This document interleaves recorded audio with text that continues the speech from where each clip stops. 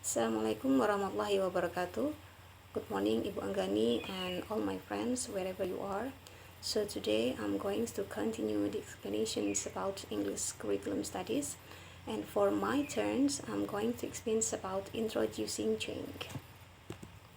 So introducing change aims to get teachers and learners accept a new course or change in an existing course. And what kind of changes that can occur in educational system? So there are many changes that we can do.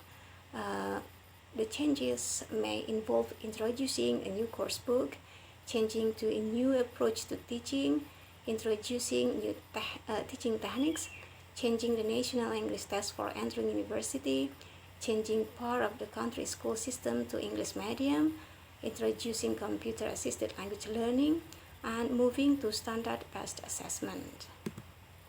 And then there are two aspects that we need to consider if we want to have a major curriculum change.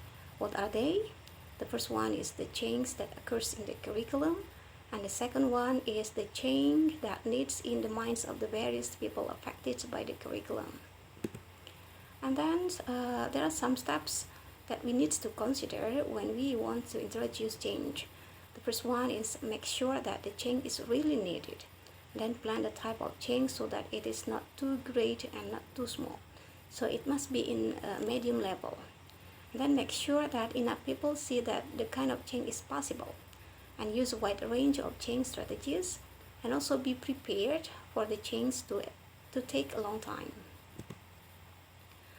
Okay, when we want to see the need for change, change occurs most easily if people are dissatisfied with the present situation. So it's easier for us to make a change when many people are aware that the result that they get now is still dissatisfying. And then deciding on the size of the change. Remember, if you want to make a change, don't be too great or too small. Why?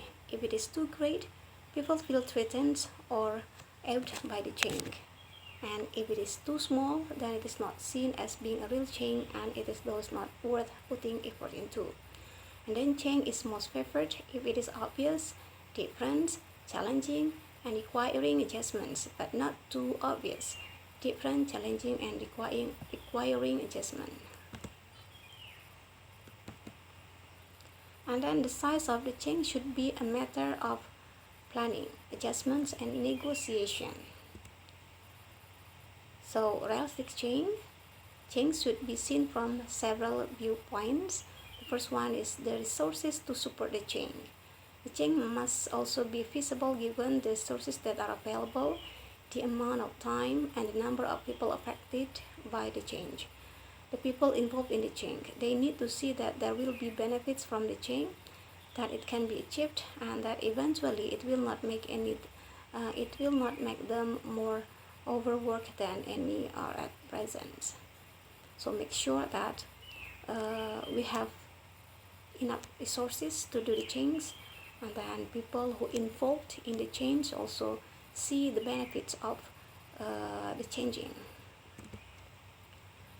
And then the third one, we need also consider the people who will receive the ultimate benefit of the change. Who are the people that will receive the ultimate benefit of the change? If you talk about curriculum, so they are the students. So it must be clear to those involved that the learners will benefit from the change and be more satisfied as a result of it.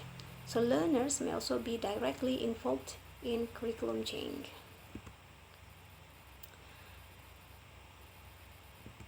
Okay, next is innovation, management, and long-term support. White in 1987 sees innovation as involving the management of the following stages. The first, defining aims. The second, defining end result. So they should make clear what the particular benefits of the innovation will be, and then gathering information, what we already know and what we need to know. Next, defining what has to be done. This involves allocating particular job setting, particular job, setting time limits, setting up procedures, and preparing alternative plans. Then action, making the changes, and last, reviewing and evaluating. And then a list of principles to guide curriculum innovation. So based on Markey in 1997, we have nine principles that we need to consider. The first one is curricular innovation is a complex phenomenon, and the principal job of change agent is to effect the desired changes. Good communication among project participants is a key to successful curricular innovation. The successful implementations of educational innovations is based on a strategic approach to managing change. Next, innovation is an inherently messy, unpredictable business. And then it always takes longer to effect change than originally anticipated. After that, there is a high likelihood that change agents' proposals will be misunderstood. And then it is important for implementers to have a stake in the innovations they are expected to implement. And last, it is important for change agents to work through opinion leaders who can influence their peers. Okay, so I think that's all about introducing change. So when one wants to revise the curriculum, or wants to make a change, make sure all things are considered. Okay, I think that's all for this chapter. Thank you for your attention. Assalamualaikum warahmatullahi wabarakatuh.